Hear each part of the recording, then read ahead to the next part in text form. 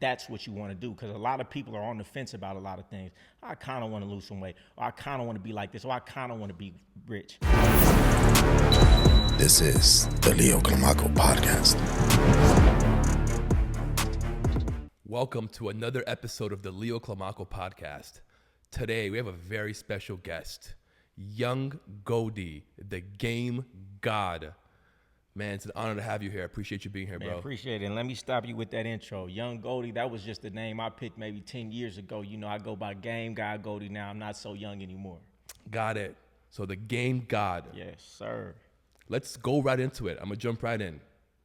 What's the game and why are you the Game God?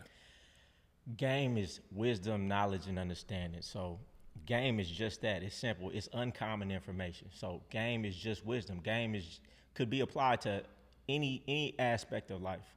When you know something that somebody else doesn't know, you're at an advantage. So when you have game, you're at an advantage. So I call myself the Game God because I have game and I'm the God of myself. That's why I say everybody could be their own game God. You're the God of yourself and you have wisdom, knowledge, and understanding within yourself of any plethora of different things.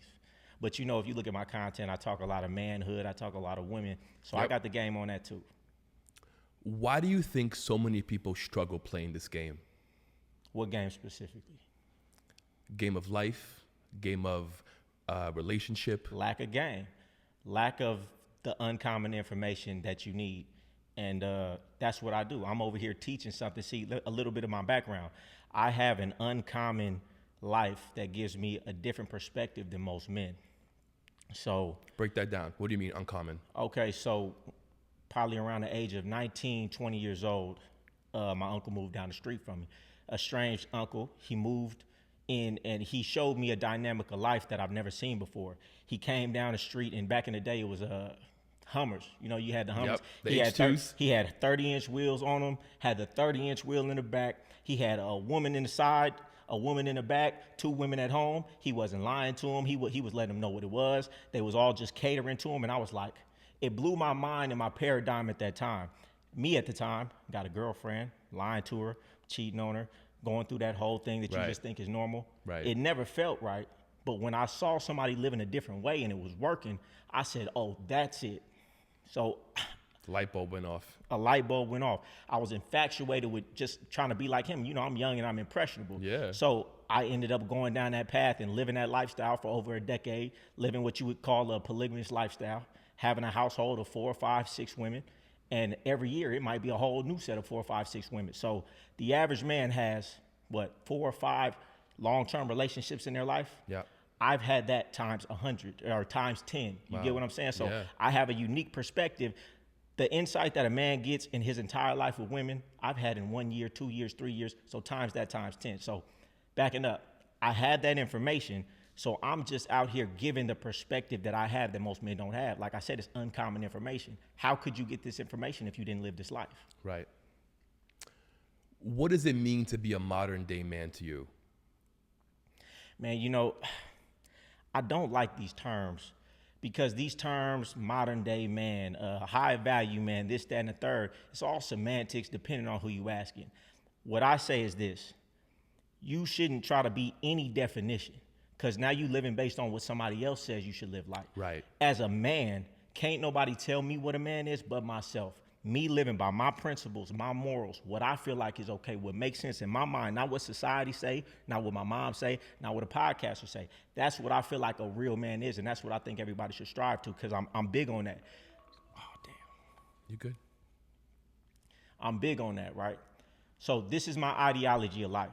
It's, what do you admire in a man? When you walk down the street, what are the guys' attributes that you admire? How they walk, how they talk, how they carry themselves, their moral code, these things. Become the man that you admire in every way and live by that. And it doesn't have to necessarily be what everybody says it should be, but what makes you feel good. I know so many men who are able to see it, but are not able to execute it. And you are. What do you think sets you apart that allows you to see it, pinpoint it, and say, that's what I want, and go and do it? Because a lot of men don't have the confidence, the strength, the know-how, and then they crumble. As far as what, picking a goal and achieving that goal? As far as being the best version of the man that you can be. I think most dudes haven't even sat down long enough to even identify what those are, number one. How many people actually sit down and write on a piece of paper, this is what I admire, this Very is what few. I like, exactly. So number one, it's just clarity. Most people don't even have the clarity, ain't even thought about it enough. And number two, once you pick what you do want, you have to put down a blueprint and a process that you do every day to achieve and put one foot in front of the other towards that goal. And most people have never been consistent in anything in their life. So it don't matter. Most people, Very they true. can figure out, okay, I want that. You're not going to, even if you got the steps, say you jumped on my program, you jumped on somebody else's program, you went on YouTube, you can have it laid out to you. 90% of people are not going to do it because they haven't built that consistency and discipline and mindset muscle. And that's why I'm big on discipline, mindset, consistency, and habits. Because once you develop those in yourself, you can pick any objective that you want in life and you'll be able to get it and obtain it because you have these habits. But everybody want to skip steps. They just give me the money, but you're not that man yet. You have to become the type of man who can execute this, right? I can give you the best play in the world, but if you don't have the skills to run the ball in, you're going to fumble. And most people are fumbling because they haven't become that man yet. So going around in circles, I think everything comes back to your habits, your discipline, your daily process, and you have to become that man who has those fundamental foundational skills and characteristics before you can accomplish anything. And clarity is number one. I love that. What's the first step to you becoming this man? A decision. You got to make a decision. You got to make a decision that that's what you want to do, because a lot of people are on the fence about a lot of things. I kind of want to lose some weight, or I kind of want to be like this, or I kind of want to be rich. Right. Until you decide that's it, I've decided that's what I want, you're not going to take the energy or time investment to really get invested in the process of it. You got to make a commitment, but before you make a commitment, you got to be clear that that's what you want. And that's why I say you got to have clarity. Sit down and write down what you want your life to look like. What do you want to look like? What characteristics do you want to have? How important is being a father to you? Being a father to me is everything. Most of the trauma that I feel like in my life, and I hate using that word, I feel like it's overused, is because of me not having my father in my life. So, and me and a lot of the kids around me, we would talk about this as we're older. Most of them in jail, most of them doing very poor off. And we always talk, if we would have just had a father figure in our life, things would have went different. I luckily escaped a lot of things, and all I can say is by the grace of God. But if I'd have had a father in my life to keep that structure, I know I would have been better. So it's very important to me, because I know you got to be for your kids what you needed as a child. So Sure. I know that I needed that, so I'm gonna make sure I give it to my child. And it's one of those things. My father died when I was 11. So at 11 years old, the structure is gone.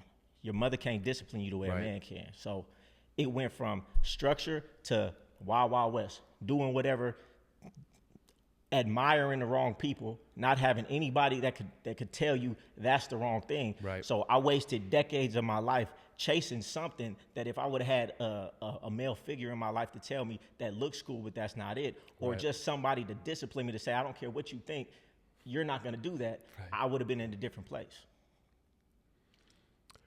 I feel like a lot of men today run away from fatherhood. Why do you think that is? And should men be seeking fatherhood, to be a father? Are you saying running away from their responsibility if they have a kid, or just not wanting to be a father and have kids? Both. Let's go to both. Okay, so for the guys who have kids and don't want to be there, I mean, that's a hard one, because there's so many different dynamics to it, and we could get into the games that these women play and how hard they make it, not giving them an excuse. But Right. I've been there. So I've been in a situation where it was almost like I'm doing everything and you just making it hard, where I could have legitimately convinced myself saying, fuck it, that was my only option. So I feel a lot of people coming from that way. And then some dudes just ain't shit. You know, I can't make excuses for you. You ain't shit. If you birthed a child and you're able to have access to your child and you decide not to do it, you just ain't shit, motherfucker. And what can I say about that? Now, to the ones who say they don't want a child, I understand that too, because if you look at the state of the world today, most women are looking at men as a check. They're looking at men to get leverage over them by getting married. Okay, most of the time, these men aren't marrying these women. So how does she get her security? Well, let me have a child. So when you're looking at the state of the world and how women are going to use that as a pawn against you in some type of way, it's almost like, well, I'd rather not. But I can say this, me having a child, me having to go through those type of things with my son's mother, I would have never chose to go through that. I would have never chose to have a child, but going through that has made me everything that I wanted to be. But I would have never subjected myself to that type of trauma and that type of adversity. But that's what gave me my greatest character strength. Because when you have somebody who relies on you, I know if I go to jail, I know if something happens to me, he relies on me. So it makes me make smarter decisions. It makes me want to be more an example. They do everything you do. You can see your characteristics that you don't like in them because they're watching you. So it makes you straighten up. So I mean, it was my best gift in life, you know, in the worst way. At first, it seemed like it was the worst thing, but it became the best thing for me. It's beautiful. Do you think that boys should be told that they can be girls? Oh, of course not. It's nonsense. It's almost a nonsensical question, but that's the day and age we living in. It is. It's a crazy world where teachers are trying to groom these kids and let them think that they can be boys or girls, and they're running into a shady area that it's fucking a lot of shit up. You know, that's the thing about school. I hate school. You know, I think back about me going to school for 18 years, and I just get upset sometimes. Like, I wasted so much fucking time going to school, and I learned absolutely nothing. You know, and even when my son goes to school, the only reason he goes to school instead of like homeschooling is because I don't want to rob him of that social, you know, experience, because you got to learn to deal with bullies. You got to learn to deal with this, that, and the third socially. For sure. Otherwise, I really feel like when he goes out the door in the morning and he comes home, I feel like he just wasted 6-7 hours. How you there for 7 hours and you coming home and the teacher told you got homework? What did y'all do for 7 hours that you still got some work you got to do here?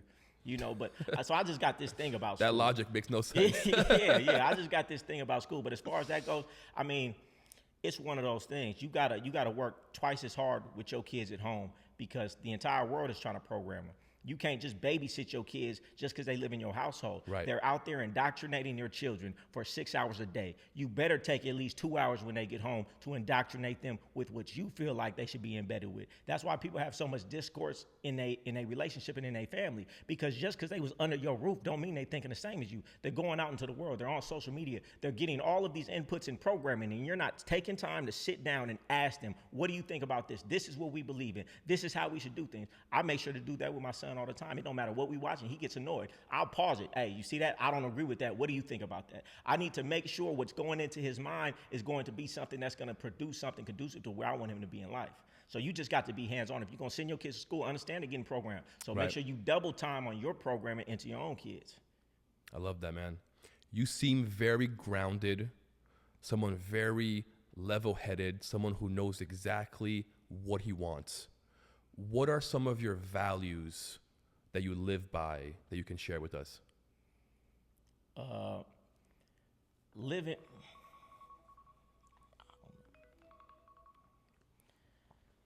Some of my values that I live by, it's number one is holding my word to myself.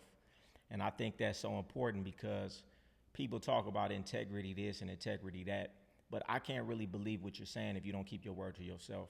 Right. If you don't look good and you know you don't look good, if you told yourself you was going to go to the gym and get in shape this summer, you didn't do it, you don't hold your word to yourself. If you don't hold your word to yourself, you can't hold your word to me. A lot of people fake this exterior things and say all the right things, but you can tell who a person is by how they treat themselves. Yep. And the second thing that I feel like is most important that I embed in my son above all is self-love, because self-love is the basis of everything. Because when I love myself, I treat myself right. I have self-investment in myself. I don't allow people to mistreat me. If they cross my boundaries, I'm vocal about it. When you don't have self-love, you'll have friends, family, significant others that will disrespect you, that will be maybe emotionally abusive, and you'll stick around because you don't love yourself. You're not going to be able to be by yourself. Right. And if you're not able to be okay with being by yourself, you will subject yourself to a lot of pain and mistreatment in life. Don't matter how much money you have. If you don't have self-love, it's plenty of rich people, wealthy people that I know who still are in abusive relationships because they don't have self-love. Yep. They could easily walk away. They have the money to do it. It would be nothing, but they don't leave because they don't have self-love. So I feel like self-love is one of the biggest things. I've always, since a child, been able to say, this group of friends, seem like I'm always the butt of the joke. All right, bet when I go to school tomorrow, I'll be by myself and be okay with that. This woman is doing this and she doing that and she ain't talking to me and she ain't treating me right. Okay, bet I'm done. I'm not talking to her anymore. Right. So I have enough self-love to where I'm never gonna put myself in a position where somebody's treating me less than I would treat myself. So I feel like that's very important to have. But self-love comes from self-investment. How can you love yourself if you don't really respect yourself? How do you respect yourself? Right. You got to invest in yourself, invest the time, invest the energy, become the person that you admire in the mirror by your actions. Keep your word to yourself. Do the things. Look the way you want to look. Act the way you want to act. Have integrity with yourself. Hold your word to yourself. Don't lie to people. It's all of these things subconsciously that you're doing that makes you have this low self-worth. Right. And to that point, if you don't love yourself, you're going to be consistently seeking love from others. Man. And chasing that. Man, and you can see that a lot with women. Yes. You know, women do that a lot because, you know, just the programming in them, they don't really love themselves. So they seek this outward validation, even at the detriment to things. We would say, that's crazy that she's doing that. That's crazy that, you know, these OnlyFans, you're not even making no real money, but you're really putting yourself out there. It's not even for the money. You're doing it for the validation because you're empty inside because you don't love yourself. So, yeah, I definitely agree with that. I was watching your content and you said something that really struck a light bulb with me. You said that some men are doing tricks without even knowing about it because they're paying for dinner, they're paying for this, just to get the sex. Let me break that down. That was very enlightening. A little tongue in cheek, but not really. Yeah. So what I was saying was, 99% of men are tricks, and I don't say it in a disrespectful way. I'm just saying what it is. If you're taking a woman on a date, you're taking her out the country, you're taking her on doing this and that, and you know deep down inside this woman isn't girlfriend material. Right. This woman, I'm not trying to make her my wife. I'm really just trying to hit that, right? But you paid for this and you paid for that. You still paid to have sex with her, right? Right, basically. I don't know if I could cuss on this show. Go for it. Okay, yeah. You still paid for that. So either you were better off and more efficient had you would just hired a prostitute for $300, wham, bam, thank you, ma'am, and been done. More efficient. and big businessmen, they know this. Big businessmen are the biggest tricks, and they're not ashamed of it because they understand, I don't have time to go out here with this woman, wine, dine her, play these little games she might want to play. Really, when I just want to get my rocks off. Right. So let me just pay for it, and get you what I may want. not even get your rocks off. And you may not even get your rocks off. And you know what they say in the game? They say, you don't pay a woman to have sex, you pay her to leave. Right? They're paying her for her discretion. They're paying her to not have all of that extra that comes with, okay, let's say you did go out and you a ladies' man and you could easily get a woman. Now she's emotionally invested. You don't know, she might be crazy. Now she's calling you, blowing you up. Now she's making a scene. Now she's telling people online about you. So you pay a prostitute to leave. And I don't trick. I'm not promoting prostitution. Right. That was just the analogy. Right. I get it. And that makes so much sense. It's like, you know, if that's what you do, if that's what you want, be about it, admit it, do it the right way. It's a lot faster and save you money and time. Think about these guys out here in Miami. They buying $5,000 tables. What do they want at the end of the night? They just want to get a woman that they could go home and sleep with. They're not looking for girlfriends. They're looking to sleep with a woman. Man, you could have got 5 women for less than $5,000 if you really wanted to do it. And they probably would have been cleaner because at least that's their profession. So they're gonna make sure that all the protection is right. That's a good point. You sleeping around with these women who sleeping around drunk with different dudes every night. You don't know what you might catch. That's right. Stop Again, cloud chasing. I'm not promoting prostitution. but I get your point. And these guys are mostly cloud chasing also. Yeah. Getting these tables at bars, all these bottles, all these girls around you. It's inefficient. Yeah, it's not efficient. It's not efficient. And the thing is, they want the clout for the women. Yes. You know, so yeah. I was trying to give them some game. You know, some people picked up on it what they wanted from that clip. It was really, really good. I liked it. Let me ask you, who were some of your mentors? Who do you look up to? Oh, man, I've had so many mentors in my life, and that's why I'm big on mentorship. That's why I'm big on programs. So as a young man, my biggest mentors were like my uncles at first. And from there, a lot of guys whose names you wouldn't know, but they're legendary, you know, in the streets. You know, they took me under their wing. And the biggest advancement I got, and I use this same model in the things that I'm doing now. When I was doing the wrong things, I had mentors who were doing the wrong things. But that elevated me past everybody that was doing what I was doing Right. to their level in a matter of a year. It still taught you the value of mentorship. Exactly. Yeah. And so going through that, I when I transitioned my lifestyle and changed my life around, I used that same model in the same way. Those same things get me ahead faster than everybody else. A great mentor of mine is Wes Watson. You know, he really got me on this journey. That's a great mentor. He really got me on this journey of, just getting out there. Because I was the type of dude, like I said, I was coming from an environment where we didn't get on camera and things like that. He got me out of that and let me know, man, you have something valuable to say. And I would have never in a million years thought I was doing it, but it was the best thing that ever happened in my life. Not to mention the mindset and the example that he sets. So he's helped me elevate my life in such a major way. And as far as mentors, most of the mentors that I have aren't ones that I've met. They're people whose programs I've taken, right. Tony Robbins programs, Brian Tracy programs. I read a lot of books, and to me, I consider books mentors because can read everybody, somebody that you really admire. You can read all of his work, listen to all of his audiobook. You could pretty much think, what would he say to me in this moment? And I do that often. I love Hermosi. I read and get on all of his information. So, I mean, I'm big on mentorship and not just in person.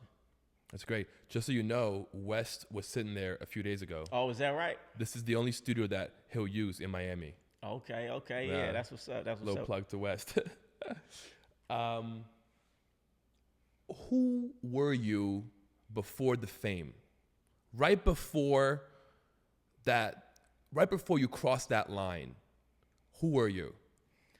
Okay, well, I mean, it's hard to say because I mean I'm just being known now, but in my area of expertise before I transitioned, I was big, in my city. Right. So it kind of feel the same way. But if we taking it back to that, before that, yeah, I would just say I was a lost individual. I was a lost kid still trying to figure out life, trying to figure out who I wanted to be, trying to figure out what manhood meant to me, trying to be a man in whatever way that I thought that was at the time. So I would really say I was a lost individual because that's what I feel like I was most of my life until I really transitioned and started getting mentors like Wes Watson and started working on myself and started having clarity about who I wanted to be and who I didn't want to be, and the lifestyle that I was living wasn't sitting right in my soul, and how do I change that? So, like I said, I was a lost individual is what I would call myself, but I see that in most people. But I don't even think they realized they were lost because I was lost for a long time, but I didn't consider myself lost until I started having the introspection and the times to sit and think. Stuck in your frame. And reading different books that brought those ideas out of me that I was lost.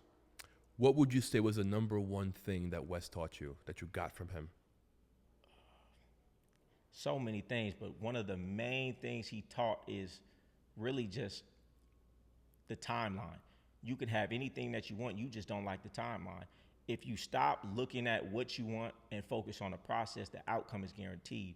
But everybody is focused on the outcome, right. So you got your head up. It's like you're trying to hit a baseball. You got to look at where you at. If you looking for where you trying to hit it to, you gonna miss the ball. Right. So he just teaches you got to focus on the process. Don't worry about the outcome. If your daily process and blueprint is properly dialed and aligned, right, you're gonna get that outcome. If you go to the gym 3-4 times a week, if you hit these certain macros and cut these vices out, you're gonna have the body that you want, right, for sure. So you don't need to keep on looking up and see, am I there yet? Because that's just gonna discourage you. Just know that if I stay on this long enough, I'm gonna have what I want. And you could apply that to anything in life, but you have to dial in the right blueprint.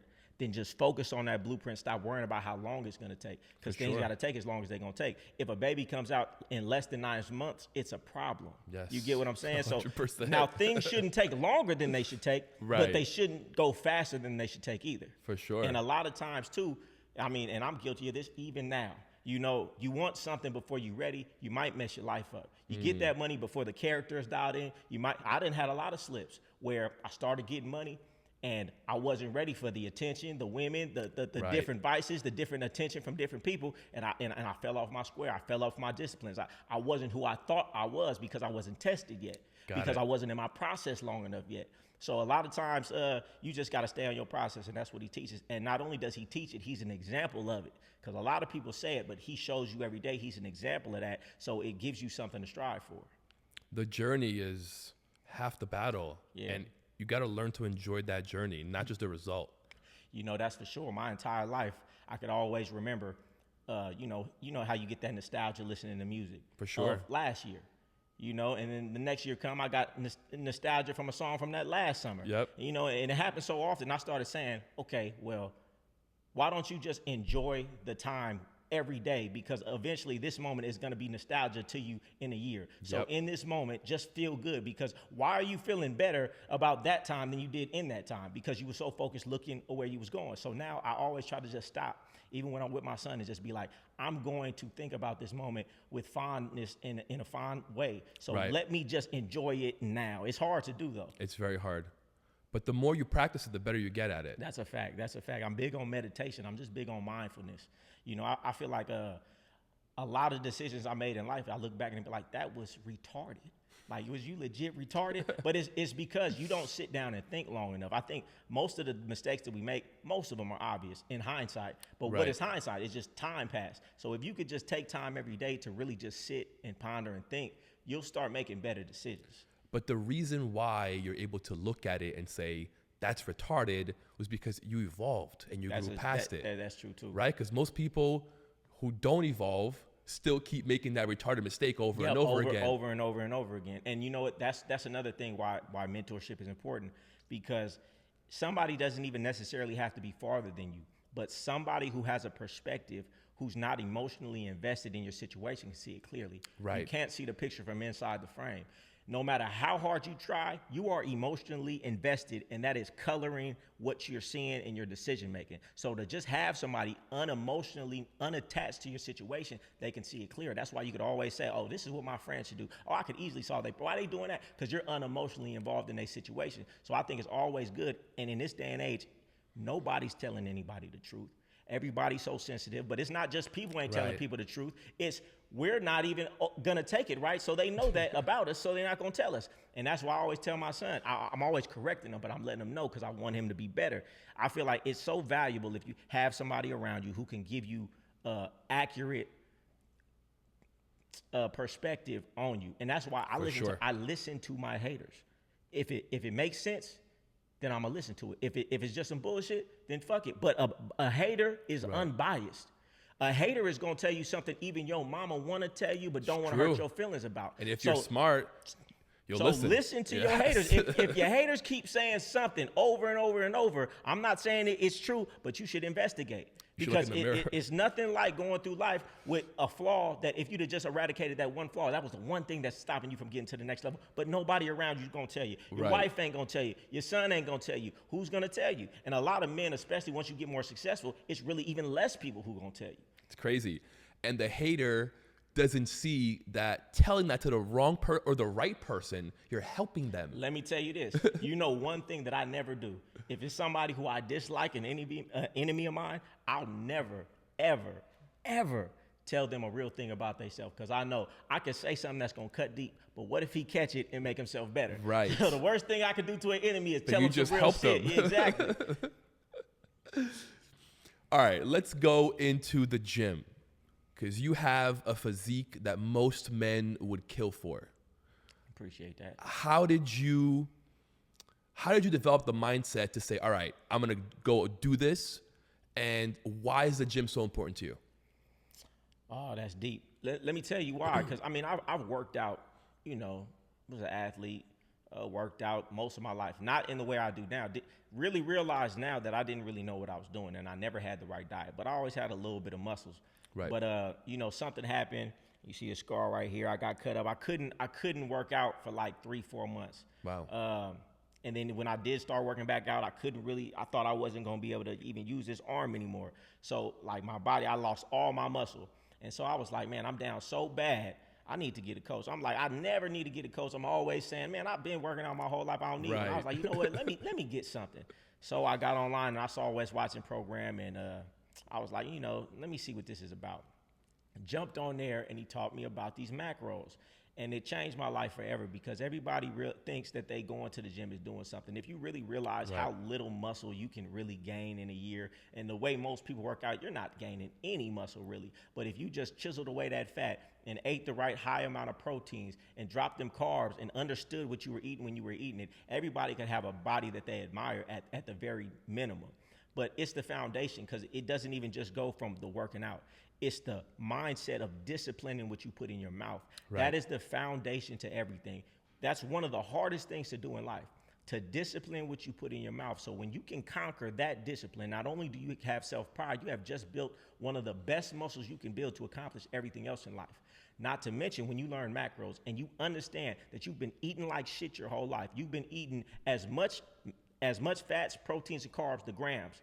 You've been eating as much as you should in one day and probably one meal. Wow. That once you realize that and you start eating properly, you start having a level of clarity in your mind that will remind you of when you was a teenager. Right. Right? When your body's not trying to digest all of these bad carbs all day and all the drugs in this food, when you start eating cleaner, when you start eating the proper portions of things, you get this high like you 17 again. So it's for the mental too. It's the mental, it's the discipline that you get in, and working out every day, the endorphins that come, that high level that you running at when you get out the gym. I mean, it's necessary for a successful life, and that's why you see a lot of successful guys go to the gym every single day. Yeah, it's for the body, but it's really for the mind. Those endorphins get to kicking in. How do you start your day up here? You know, it's only up from here. But most people, they rolling out of bed, they starting here. You know what I do? I make sure I'm right here. This is how I'm starting my day every day. Then eating clean, that clarity of mind that you get. And like what I say earlier, clarity is everything. Most people are walking around in a fog. Why?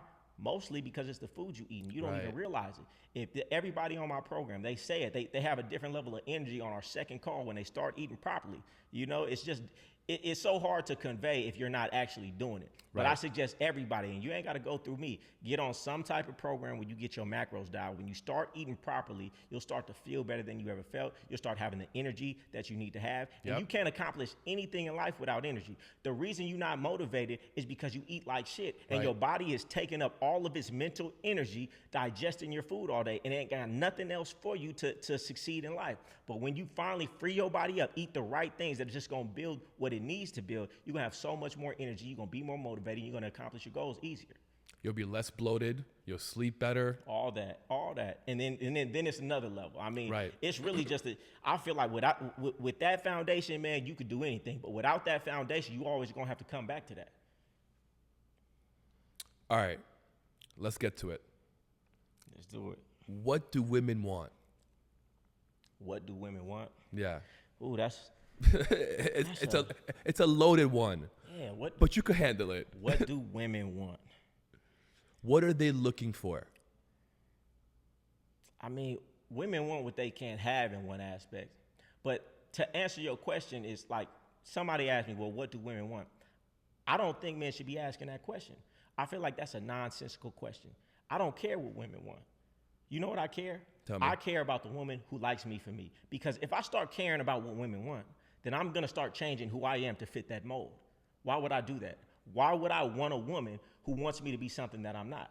I don't care what she wants. I'm not even going to ask you what you want. You know what I'm going to do? I'm going to present myself how I am. And if you deal with that and you like that, then come on, we fucking around. If you not, on to the next. I'm going to find the one who likes me for me. So I don't really care what women want. It really doesn't matter to me. It's 3 billion women in this world. If you search hard enough, you're going to find somebody who's on your type of time, who admires you in every way. I always say this, right?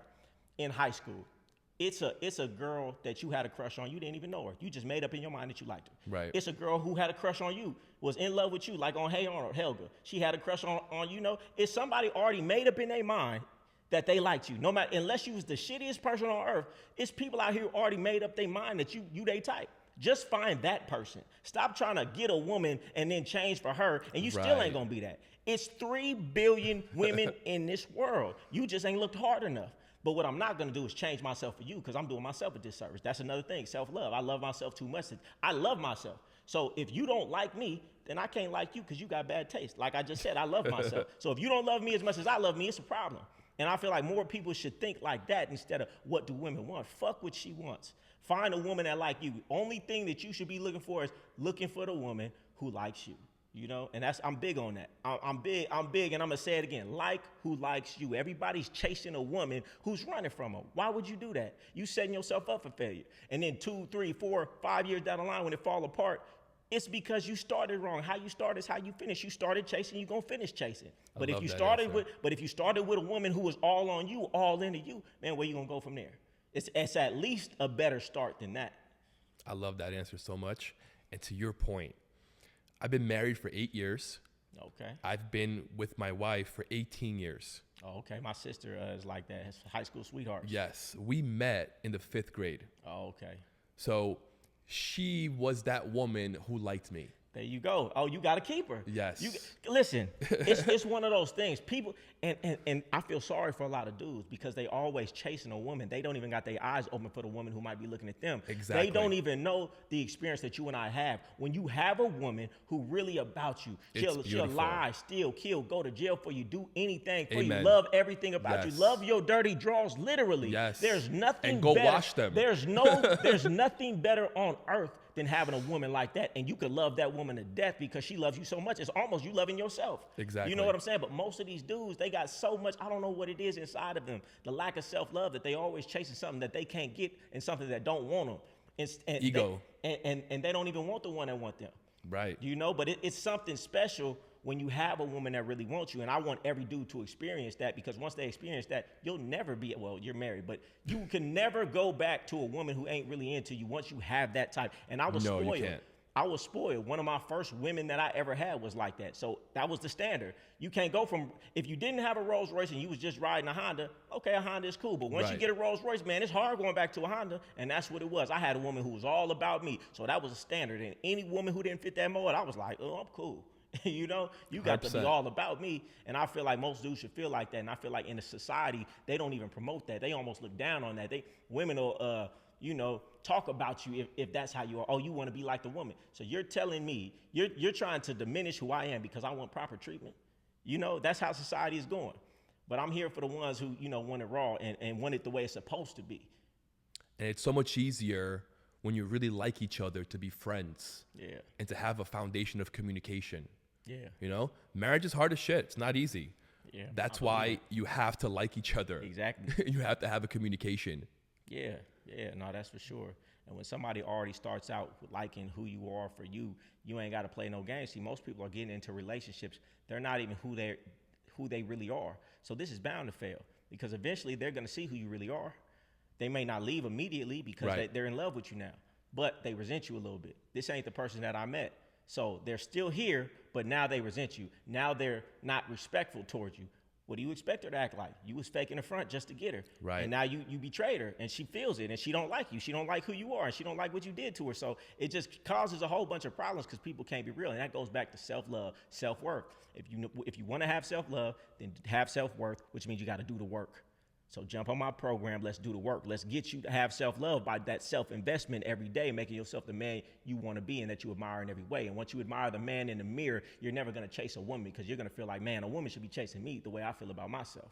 100%. And that's when cheating starts and that's when all that bullshit starts. Yeah. What role does God play in your life? Oh, man, you know, I talk to God almost all the time. You know, I don't, you know, I mean, you could say I'm Christian. I grew up going to church Christian, but I don't really think about God like in the sense of, you know, religiously. I just feel like, you know, that infinite spirit, you know, my higher self, the universe, whatever it is, I just feel like it's some higher power where I'm just talking to myself. I feel like it's some force that I could call on that can assist me, you know, whether it's my subconscious mind or whatever it is. I talk to something when I need to, you know, and I feel like, you know, it matters, you know, and if nothing more, me talking to it makes me believe that the Right. situation is going to change, and nothing but my belief that something's going to change is what makes it change. It don't make no difference to me. I call it God. People could call it whatever they want to call it. Does that give you comfort? Does it give you strength, confidence, knowing that you have this dialogue, this communication with your higher power?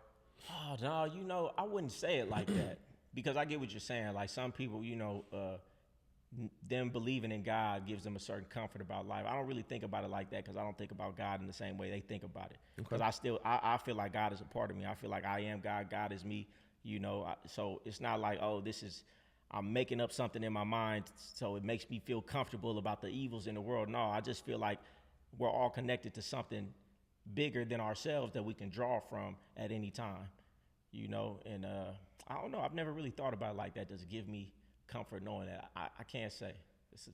I have to ponder on that later. Okay. Speaking of that, What would you do if you had the power, if you were the president, if you had a magic wand? What would you do to help alleviate the tension that goes on in America? What would I do to alleviate the tension going on in America? First of all, do you think there is a tension, and do you think something needs to be done about it? Let's start there. Oh man, you know that's a difficult one because I don't really pay attention to politics. I don't pay attention to the news. I mean, I feel like I am in control of my life, you know, and even if that's not true, me believing that gives me a sense of control and being okay with how things are. I don't feel like any president, any policy is going to change my life because I'm going to do the things I need to do.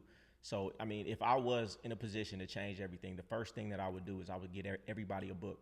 I would give everybody As a Man Thinketh, which is really a short pamphlet, which just shows you how your life is just an outpicturing of your internal thinking. Right. Right? Because if everybody can start to realize they are the creator, we're all joint creators in this world. And if you start to realize your power and you start to change your thinking, you'll realize that your life will change. I mean, it sounds crazy, but many times in my life, when I picked up that book in hard times and really devastating times, sitting in jail, sitting in really bad situations, and I started to just change my thinking, it seemed like immediately after that, my life started to change in proportion to how my thoughts were changing. So I really believe in the best thing you could do for somebody is help them change their thoughts. Because I can give you the program, I can tell you this, I can tell you that, but you have to do the work internally. Nothing's going to change until your thinking starts changing. I've interviewed a handful of really successful people, including yourself, and all of you have answered the exact same way. Yeah. That they don't watch the news, they don't follow it. Because, man, I'm it's big very into, interesting. I'm big into your subconscious mind. Yeah. Right? And you start to just look at negative things all the time. You know, I don't want that to get seeded into my mind. I don't want to hear about the motherfucking recession. My life, I ain't no recession in my life. I'm making more money than ever. But if I start to believe in that and that seeps into my subconscious mind, that's going to start to show up in my life.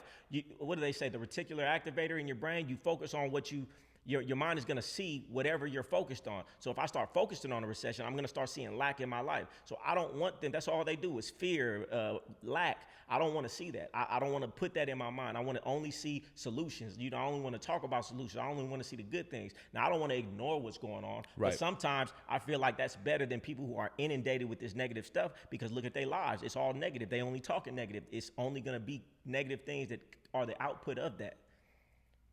Facts. What would you say are the top 5 characteristics that you possess that led you to success?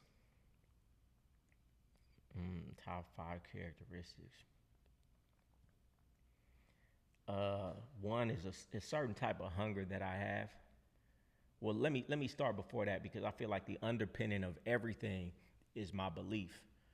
You know, when I went to school, I pretty much, you know, I was in school in California, you know, no child passed behind, so they just keep passing you, you know. I cheated 1 year, you know, in like elementary school, and from there it was all downhill. I couldn't catch back up. So pretty much my entire life, I feel like I was blessed to not be indoctrinated by the system, right? I didn't pay attention to nothing, so I tuned all that out. Right. And I just always believed, even at 12, 13 years old, that I could be a billionaire, I could be a multimillionaire. I truly believe that I could do anything that I want to do. So most people aren't where they want to be, not because they can't do it. It's because deep down inside, even if they don't consciously understand it, they have a subconscious belief that it can't be done, so they don't even try. And I feel like I've been blessed with however it came about that I always actually really deep down inside believe I can have anything I want. It's just a matter of will I do the work to do it? And anywhere that I'm not is only because of the things that I'm not doing. As soon as I change it, I can have it. So belief that anything is possible, I feel like is the underpinning of everything. On top of that, just my curiosity leads me to read a lot of different things in a lot of different areas, which gives me a mixture. You talk to certain people from certain demographics, they have one thing. Me, I'm such a curious person. I read in so many different fields. It gives me, you know, all these different elements that nobody else has, and it gives me a unique perspective on a lot of things. And another thing would be, I think also the way that you put those things together. Yeah. How you connect them. And it only comes from being curious of areas that have nothing to do with nothing. That ain't even connected. You know, I think I read a book on something like that too. But let me see, another characteristic is this sickening feeling about being average. Because as much as I go through it like everybody else about... I know exactly what you mean about that. I go through the same thing with everybody else. You know, doing new things is scary. You always have a little bit of fear, you know, but it's something about being average that makes me sick to my stomach. I don't know what it is. Even when I'll pull back and I'll get comfortable for a week, 2 weeks, and I'll start settling back in, someone will wake me up and it's like a nightmare. You know, I have something in me that won't allow me to just be average or do the least. I might slide back for a minute, but never for too long. And let me see, what else? What other characteristics do I have? A not give a fuck attitude. I feel like it's really needed. Because I was living in a type of lifestyle which was looked down upon by most of my family, looked down upon by most of society. Right. But us in that culture, you know, we're proud of it. We were proud that nobody liked us, and we were almost like, we feel better than y'all. Y'all don't like us, but we feel like we better than y'all. So I've always had this sense of, I don't care what nobody thinks, which gives me... Because you're above the law, exactly, in a sense, exactly, right? which gives me the ability to say what I think, when I think, and how I think it, and gives me an advantage, because even if you tell somebody, just say what you think, they've been so conditioned by society, they can't even do it. I tell people all the time, you step on eggshells long enough, you're going to lose your voice. And I feel like so many people, men especially, have been. That's why I try to tell my son, stop trying to be so nice. I don't want to make a mean, but I don't want society to make it. You know, I tell them all the time, you know why people want you to be nice? So they ain't got to watch they step around you. Right. They don't want you to be. They don't want the person who's aggressive, who's going to check stuff, who's going to do this. So it's not so. Everybody wants you to be nice for their own benefit. Right. You know what I'm saying? So me not giving a fuck, you know, I was blessed to be in a situation where I already knew most people didn't like me. My family wasn't even feeling where I was coming from. So I was like, man, fuck it. So now that I am doing something positive now, I still don't give a fuck. You know what I'm saying? So I think that's another one. I mean, that's 4. Let me think if I can think of one more. A characteristic that helps me be me. I guess I would say, again, curiosity. Curiosity and me always being interested. I don't know where that came from, but I'm always interested in so many different things, so many different aspects. Man, I just love life. I love life. I think life is so interesting. It's better than watching any movie. I mean, you could read some things about the world and you'll be like, man, that's better than the best movie you ever watched. You know what I'm saying? Yeah, for sure. I would also add discipline to that list. Oh yeah. How could I forget you're that? extremely disciplined. How can I forget that? And I don't even feel like I'm as disciplined as I could be, but if you compare it to most people, yeah, I definitely am. Right. Discipline, it's everything. It's everything, but then it goes back to not just discipline, it goes back to habits, because your discipline is going to fail. What are your habits like? Right. You know what I'm saying? What is your habits like? And the underpinning of those habits, what is your vision like? Because your vision and your reasons are going to really carry you when the discipline stops. I mean, when the discipline stops, you got the habits that keep you going because you're so used to doing it. But before those habits kick in, how do you stay going, doing what you're doing? It's your reasons. I got powerful reasons behind the things that I'm doing. Big why. Yeah. Where do you see yourself in 5 years? What's your big dream? What do you want that future you to be? You know, the future me in the perfect world, I would be one of the greatest speakers in the world, preaching and getting young kids to want to do the right thing, to admire the way I admire people in the streets doing the wrong thing. Right. I want young, impressionable. That's why I wear the jewelry. That's why I wear the designer. That's why I wear this stuff, you know. It's because I want it to be attractive to the kids who are looking at other stuff. If I could be the person that they can say, you know, they was going to maybe sell drugs, they was going to do this, they was going to do that, but they can say, nah, he's cool to me. What does he do? Structure, habits, discipline, no vices. If I could be that person for the next generation of my culture, where people are coming to me and saying, I'm trying to be like that instead of what I thought was cool, that's cool to me. Right. That would be my ultimate. That's fucking awesome. And you're going to do it. I have no doubt. Appreciate it. Game God, it's been a pleasure. Thank you so much for making it out here today. Hey, I appreciate you inviting me on. I appreciate you, man. Great conversation. All right. And that was another episode of the Leo Climaco podcast. Make sure you guys hit that like button, subscribe, and we'll see you guys next time. This is the Leo Climaco podcast.